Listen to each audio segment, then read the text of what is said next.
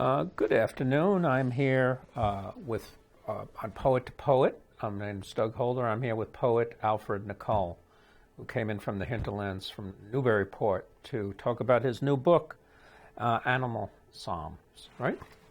And let me read a brief introduction to Alfred.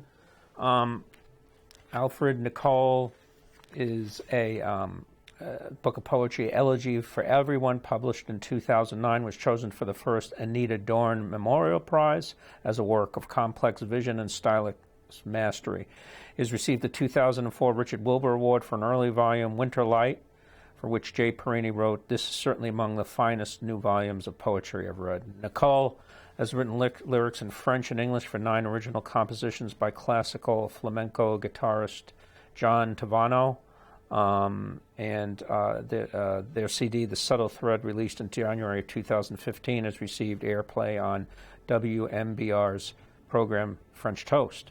His work has appeared in Poetry, Hopkins Review, Dark Horse, First Things, Ibbotson Street, the New England Review, Commonweal, The Formalist, and the Contemporary Poetry of New England and other anthologies. Animal Psalms was a finalist for the 2015 Able Muse Book Award. So the first thing, David Ferry, who we were just discussing, very noted poet who taught at Wellesley for years and translator, said of your work that you bring almost a religious attention to things of the world. Is nature, the world's kind of your religion, your higher power for you? Or? No, actually, I'm just a regular old Catholic that goes to church on Sundays. Okay. So, what do you think? I mean, what do you think Ferry was trying to get across? That you have to say about your relationship? Well, I hope that he just meant that I pay attention to the things that are around me, and I allow them to be, and I try to be there beside them. What do you mean you allow them to be? Well, try not to interfere too much. I mean, if you could. Let's say you're just looking at a sparrow on the side of the road. You can just walk past it quickly, or you can notice it. Mm-hmm. Noticing it is somehow you're participating in its being there. Mm-hmm. It's just a matter of notice. I think that's what he might be referring to. Okay. And that's a trick nowadays, don't you think, to notice? My goodness, it seems like the entire world it's a conspiracy to get us to all have ADD. Mm. Especially the internet. Every time you look at something, there's something to click on to make you look at something else. I work at a very prestigious institution and hospital, and we'll go unnamed, but they sent out a group email saying, "Staff and faculty, please do not get involved in Pokemon. You should be losing, because you should be concentrating on what's going on here." I mean, I would think that, so it just shows you how the extent of it. Now, I know you worked as a printer for many years, and you were on the physical side, the physical production of the book. Do you think that even gave you more of an appreciation of the word to be involved in the physical production? I mean, there must have been some. Well, it affects the way that you see the word on the page. Mm-hmm. And that is an aspect of poetry. It has to please the ear, but it doesn't hurt if it pleases the eye as well. Mm-hmm. So the way the words look on the page. Do you spend a lot of attention on that in your work? Well, you don't have that much say over it because right. It's not the way it looks on my computer screen is not the way it's going to appear to a reader who sees it in a magazine. The editor is going to have all the say as far as that goes. But the way you build a stanza, where you put the breaks, that sort of thing, whether or not you italicize something, whether or not you put something in quotation marks. My friend Bob Crawford and I were discussing how much we hate the look of a question mark at the end of a sentence. It just seems so obtrusive, and we try to avoid them. But of course, if the grammar demands it, then you put it in there. So, in the Persnickety Ichabod, a poem of yours, I assume it's you who was attending this high school reunion because you said 1974, and I know that. What I do with Ichabod is Well, I was going to ask you, you sort of stepped outside of yourself and saw a vision of yourself that sort of something you didn't want to become or afraid of becoming. And I was going to ask you, do you think a good poem should make us sort of step out of our own skin and say things? Well, it's not. See, to my mind, the poet should have the same freedom that a novelist has, in that the I, the speaker of the poem, is not necessarily the poet himself. So that's why I asked you, because you're not supposed to assume, but you were you the? Well, with Ichabod, Ichabod plays a bigger role in one of my earlier books, Elegy for Everyone, where I have the rhyming diary of Persnickety Ichabod. Mm. But what I do with Ichabod is, if I have a feeling, I try to imagine what the opposite of that feeling would be. Mm. And I put it into, I give it to Ichabod. The defining characteristic of Ichabod's nature is that he just doesn't know how to relax. He doesn't know how to live. He doesn't know how to be with other people. And he doesn't enjoy their company. And he doesn't enjoy his own company. And he's the great-great-grandfather of Persnickety Ichabod would be Bartleby the Scrivener, Herman Melville's character. And Bartleby's saying that he always says over and over again is, I prefer not to. I read that, yeah, it's a great one. I prefer not to be here at all. You know, he just doesn't want to be in the world. He just wants to sit still and not participate in life. And that's Persnickety Ichabod. Okay. Now, I love how you put I think it was this poem, Mid-November House Guest, and I loved how you sort of put a microscope on a simple housefly and its last legs, and you turn it into a reflection of greater significance. Tell me about that experience with the housefly. Well, it's not quite a housefly. It's one of those little bugs. They look so much. I know you like said it wasn't Emily Dickinson's The Fly or whatever. Something, right? But yeah, it's not a stink bug. Yeah, but it's the western conifer bug, and so they really do come from out in California.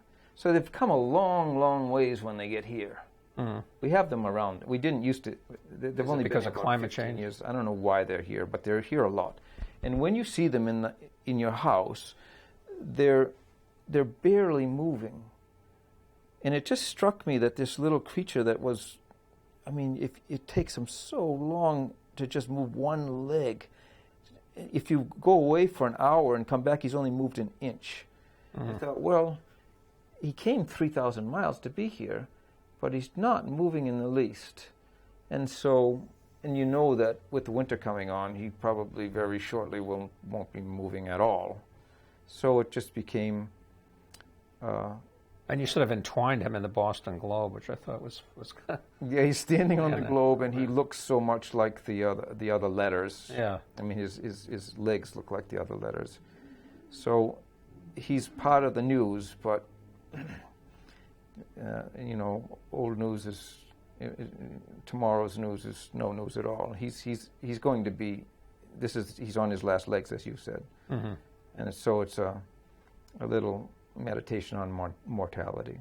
Yeah, and I always tell people, you don't have to be on a at a high mountaintop in Tibet. You could be in your home looking at a bug and get that same sort of message, and right.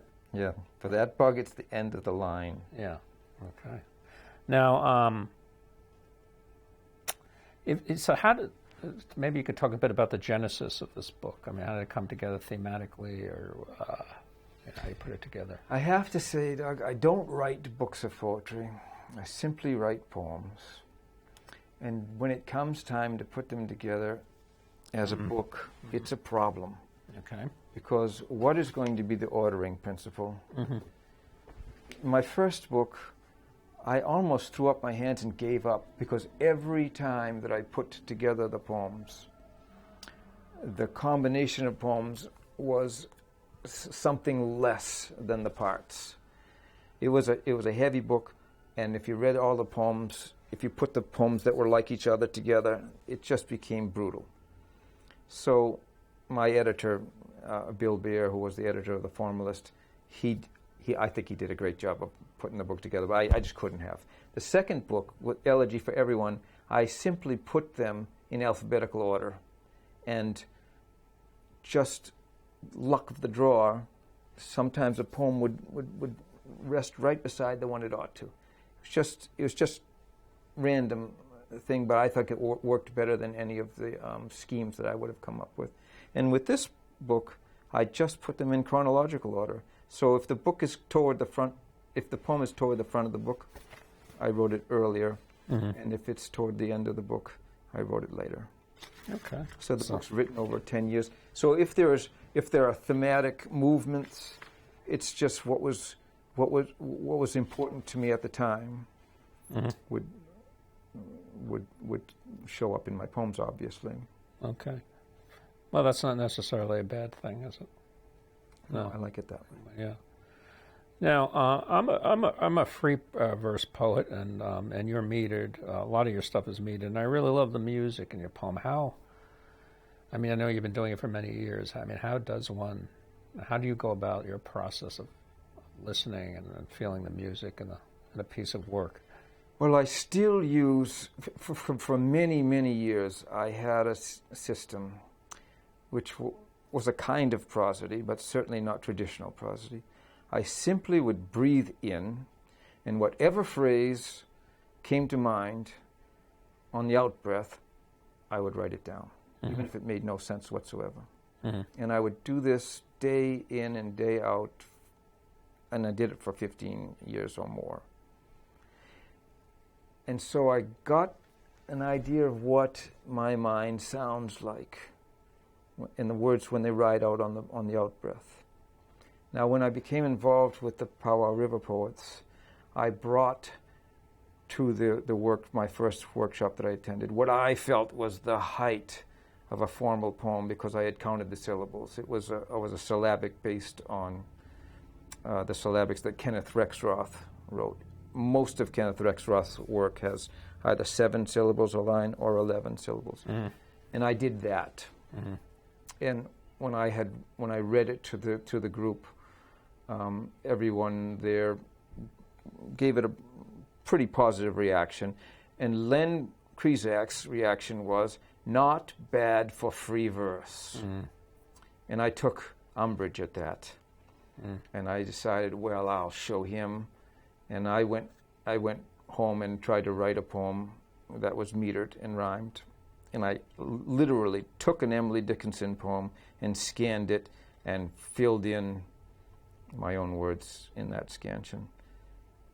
And it actually came out to be a pretty nice little poem. So did Mr. Krizak take it back? He loved it when I read it. Yeah. But he won, because I thought it was going to be hit and run. I thought I was going to try one poem in meter and then go back to what us contemporary modern poets do now. But I never did. It was like getting a toy for Christmas that I haven't stopped playing with it since. I love writing in meter. Okay, so you're sort of like Frost says free verse is like playing tennis without a net, right? Yeah, but I don't have anything against free verse. Yeah. I still owe so much to those poets like Robert Creeley, that I learned that thing about the connection of breath in the line, and I hope that I haven't lost that connection of breath in the line by combining it with meter.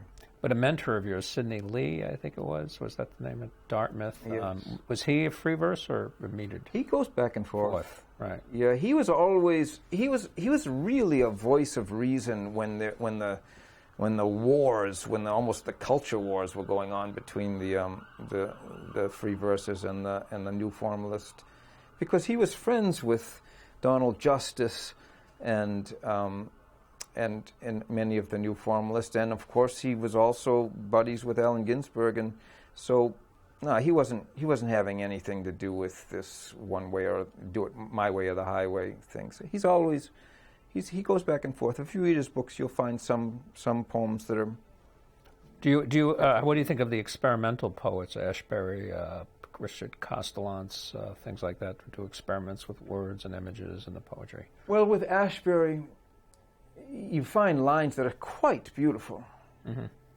and it always seemed to me, when I was a kid, watching those great cartoons that used to go to classical music. And the mice and the goats. One thing would just melt into another. Mm.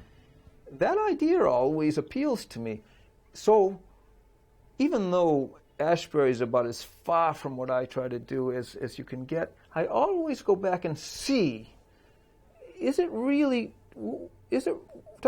that way?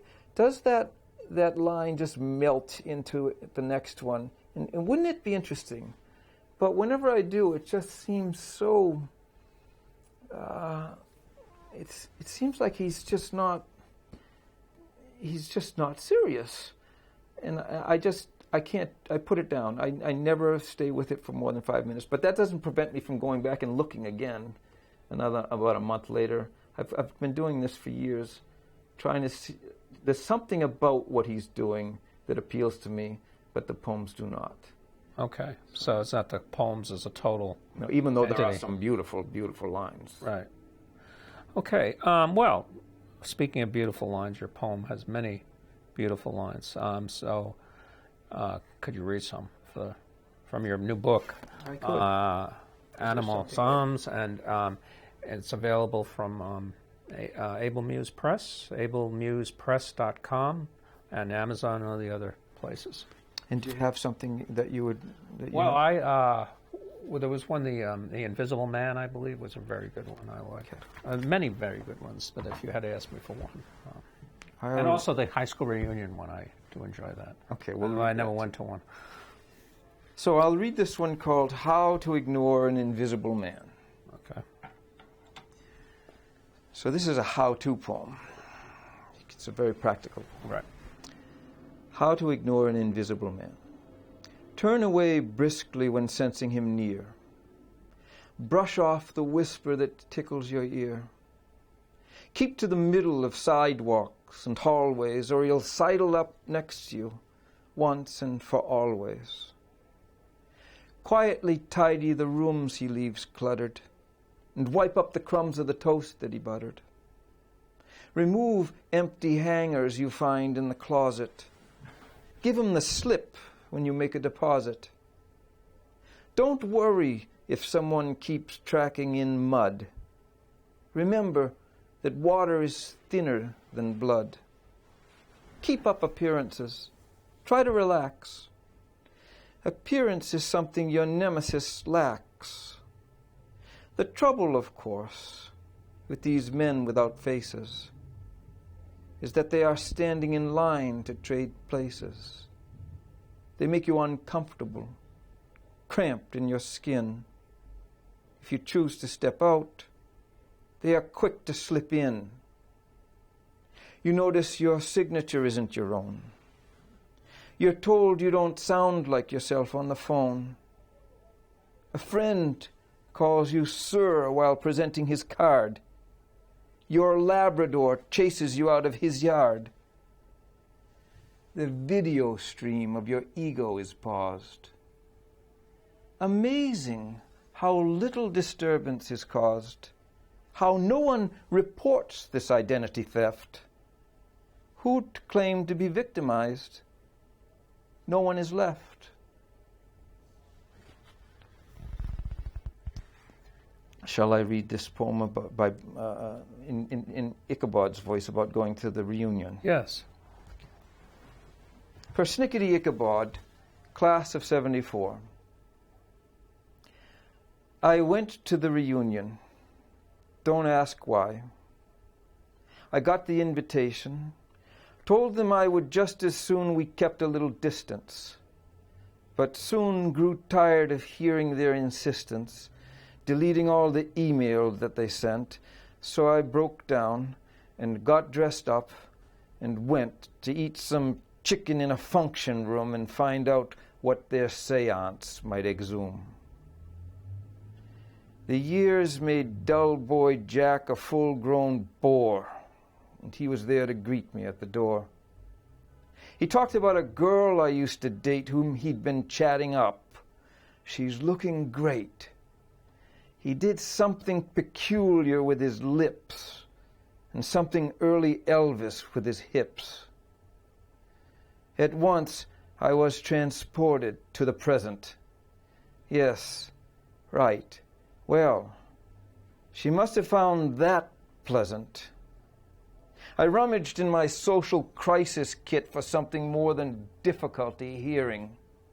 Excused myself to stage a coughing fit when I had no success with disappearing.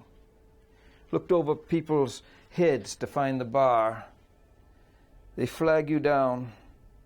They ask you how you are. You're everybody's buddy, chum, amigo. It's a back-slapping gauntlet for the ego. You smile like mad. You hustle, ill at ease, to beat the market, trading pleasantries while running toward what you're running from. The man you would avoid, you have become.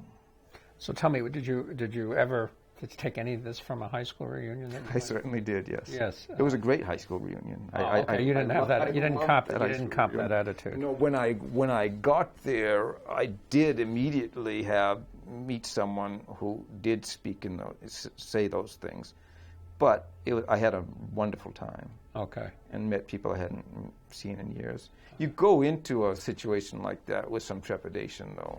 I do. Yeah. So you think it's going to be as bad as that. Okay. But I didn't find that it was good that way at all. Go ahead. We still have like 7 minutes, so you can still read from your work. Oh, sure. Okay. So, let's see what I should read here. Shall I read? I'll read the mid-November house guest that we were talking about. Mid-November house guest. Because he never seems to move, I wonder how he got to where he's standing still. The slow, painstaking insect barely flinches when I touch his eyelash-like antenna. He started toward stopping hours ago. His life's a drawn-out pilgrimage of inches. No fretful vacillation of the will, no panic, no unthinking flight, no blunder out of the frying pan into Gehenna. He's acting on an instinct to be slow. This afternoon he idles on the Globe, mingling with the newsprint. The headlines treat him like the frivolous calligraphy he seems. 2 columns forge the long decline he's clawed to, elbowing his spindly serif as if they mean to spell calamity. One day soon his end will come to meet him. No exoskeletal thanatophobe, he stands his ground and calmly holds the line as though supporting Sullivan for sheriff. But I presume to know my guest too well. Anthropomorphism is impolite. He's not the fly, or Gregor Samsa's cousin. He's not himself, though who am I to say? He doesn't want to do annoying things I would expect of him, like swarming, buzzing, dropping G's. He stays inside at night, retreating ever deeper in his shell. He's shot. He's too far gone to fly away. He's got the winter weighing on his wings.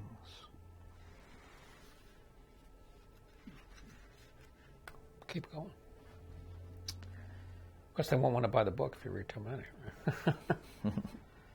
Here's one that's built on a mathematical metaphor. So this is called an ellipse. An ellipse, of course, is a circle that has two centers, so it's built on a... So this one's called ellipse. Restless, off-center, again, so often now it seems a kind of starting point, familiar in its way, a place I might come back to on my own. Could be I shouldn't try to shake this. Haven't lost my focus. Only that another has developed and there's no one center now. I'm someone else as well. This one and that one both. No need to come around.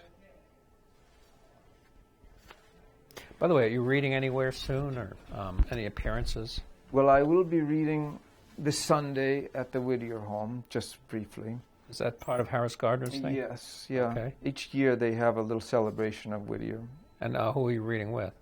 Well, I know that Rena Espaillat will be one of them, and Harris, and Lainey Seneschal, the new poet laureate of Amesbury. And Harris always gathers together a nice group of people. They're not all poets, and they read from Whittier's work. It's just a way of keeping his work and his memory alive. It's kind of a great thing to do. Yeah, it's a nice house, too. Then I have a reading coming up at the Amesbury Public Library in September, and then a reading for the Powwow River Poets in Newburyport at the Newburyport Public Library in October. Great. So you're keeping busy. Yeah. Well, read us one more. You got a few more. You got about 3 minutes. So. All right. Here's one called The Guitar Maker. Now this is for the father-in-law of my friend John Tavano. He and I have done a lot of work together. He's a tremendous guitarist, classical guitarist, and his father-in-law was a maker of guitars. So this is an elegy for Herbert Clancy, the guitar maker. Like the signature in Maplewood of sun-splashed rain, this man's bright pattern must remain beside the workbench where he stood, smoothing the grain. Deprived of work, he would not rest for fidgeting. He lived to build a living thing that, by impassioned hands caressed, might learn to sing. This shop is where his spirit is. 12 months a year, the world arranged to meet him here, arriving in trussed packages from far and near. Rosewood came from India, mahogany from the Caribbean Sea, and from Western Africa came ebony. Tonewoods from earth's four corners sent he stacked here, stored beneath an image of our Lord, who made of him the instrument of their accord. Thank you very much.